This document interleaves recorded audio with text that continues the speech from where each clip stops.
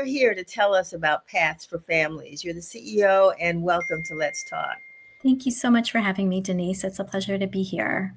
Oh, likewise, likewise. I want to ask you first. Tell us a little bit about Paths for Families and your role. Sure. So I'm the CEO of Paths for Families. I've been in my role for about a year and a half. And you heard the voice of our founder, Janice Goldwater, who started Paths for Families, what was then called Adoptions Together 35 years ago. We're celebrating our 35th year. And I had the honor of stepping into the role of CEO when Janice retired last year.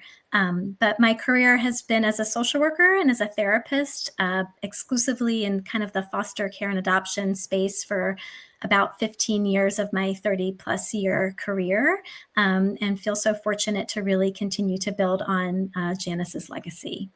Fantastic. This time of year, I mean, we're thinking about, the happy season, right? Mhm. When everything and children are getting excited about holidays, but we know that there are so many that aren't.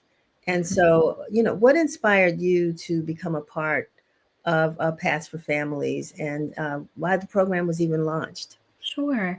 So I think when folks think of adoption, they often think of kind of it's a happy thing, it's a wonderful thing, but we know that all adoption really starts with loss, that children only come into foster care or into adoptive homes because they need a family, and there's tremendous loss that precipitates that need. And what inspired me to do the work is really the belief and the value that family is at the core of all that we do. And family is a right and something that everyone needs and deserves. And that everyone needs a family, not only just to grow up in, but to grow old in. We don't stop needing our families magically at 18, and there are far too many youth who are in foster care and age out without a permanent home. And so I think that is what really drives me, what drives the organization. And the organization was really founded to make sure that any child who needed a family had access to loving, permanent connections, and also to really ensure that anyone who wanted to be an adoptive parent had that right, regardless of their race, their sexual orientation, or their finances. So that's what drives the mission, and also what drives me personally. I'm sure. I mean, I gave some statistics actually that I found earlier this evening. But what are the what are the bases upon which you all kind of just try to serve the community? I mean, what numbers or statistics or anything that you're looking at? And I hate to put children in these number buckets, but or families in these number buckets. But I mean, what is the need like? So we know that nationally there are over 300,000 youth who are in foster care. And of those 300,000, about 85,000 are in needs of permanent homes. And so the difference is that some of those are in care, are working towards reunification with their birth families, which is ideally what we want. When kids come into care, the goal should always be that they are able to reunify with their birth families whenever possible. So of those more than 300,000, though, unfortunately for about 85,000 of those children, that is not possible. And so those are children in foster care who are at risk of aging out of care without permanency. So that's really a staggering number if you think about it. And obviously within the DMV, the numbers are a little bit smaller, but I think what we really feel is that even one child who ages out of care without a permanent home is one too many, that we all need the love and support of a family throughout our lives, not just up until the age of 18. Right. And so how do you support the families? How does Sure. Staff for Yeah. Families support We families? do it a number of different ways. So we work with families locally who are interested in adopting through our foster care adoption program.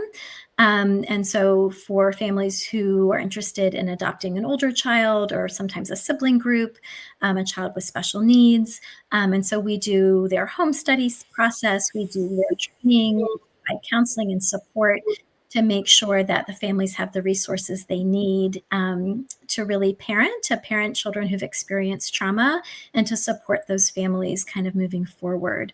We also have our Heart Gallery, which is a digital photo listing of children in the DMV who are looking for permanency. And so it's a great way to spotlight children who are looking for homes and for families. And so that's a way that we connect youth with prospective adoptive families. And then we also have oh, I'm sorry. No, go ahead. Go ahead. We also have a large family finding program with Baltimore City, where we work with youth who have been really languishing in care to connect them with either their birth family, extended family, or what we call fictive kin. So folks who have maybe been in their lives and could potentially be a permanent resource, like a coach or a teacher or a pastor. So we work really, really diligently to have the kids help us identify who the folks have been in their life who are meaningful and to either connect or reconnect them. Yeah, I have to say I have which really kind of sparked my interest here, a very close friend that I work with, whose wife was a coach of a cheerleading team and didn't know for some time the condition under which one of her, participants, teenage girl, was living, and found out and received permission to become foster parents, but that lasted for about 3 weeks or so.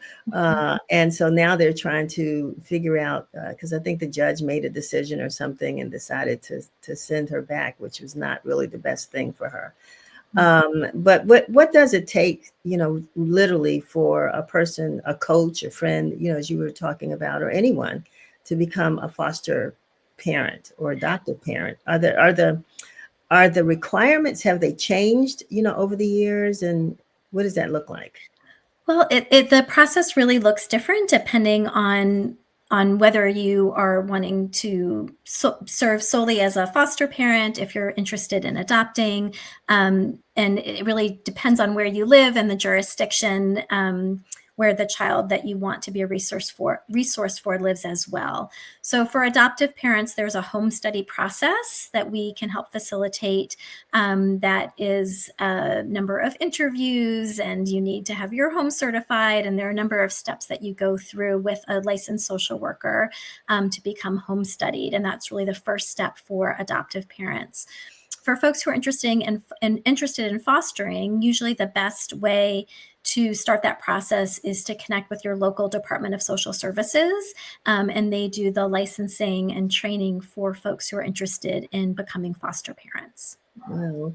So if people wanted to know more about, we put it in the video, but I'm going to ask you again to find out how they could support your organization and or Paths for Families. What are some of the ways that they can either connect, get advice, get resources? Yeah. All of our services we talk about on our website, which is www.pathsforfamilies.org. And we have contact information by email and by phone. And we're always happy to answer any questions for folks who are interested in adopting or becoming a foster resource. We don't license foster parents, but we do work with families who are interested in adopting through our foster care adoption program. So we're always happy to talk to folks, answer questions, and are always looking for folks who want to support the work that we do. Well, I always like to ask Lisa before I end with a guess, is there some message or something you might want to communicate that I didn't ask, but that you think viewers need to know? I think, Denise, you did such a beautiful job of framing the conversation. I think just there's such a need for families to adopt youth who are older. It's much, much harder for youth. Everyone wants a new baby and wants that experience, and we understand that as a parent. But that no child is unadoptable, that every child is adoptable, and that it's really critical for our older youth to have permanent resources, and that no child should age out of care without a family. And so to really consider what it might be like to open your heart and your home to an older youth. It's not easy. And it's so important for folks to understand the critical need for those youth to find the homes that they deserve. Wow, thank you for that. You know, you make me remember, that's what I was about to say a few minutes ago. Doreen Gensler, I think, on Channel 4, who used to have her program every once a month. Barbara Harrison, yeah. Well, Sorry, yeah, Wednesday's Child. And Melissa Millay actually now does a Finding Families segment, and she often highlights youth on our Heart Gallery. And we had one of the youth that she highlighted. A viewer saw her profile and adopted her just before her 16th birthday. So, wow. Yeah, the power of the media, it's really a powerful thing. Well, we certainly would like to continue to work with you to talk about some of those stories that, you know, success stories, and all of them are successful, I would think, to a certain extent. But, you know, young people who have really benefited from having caring homes that took them in, and how that worked out for them. So maybe the next time we get together, we can do that. Would love to come back and talk with you more, Denise. Thank you so much. All right. Thank you. Have a great day and have a great holiday. Thank you. You too. Take care. All right. Bye-bye. Where do you come to get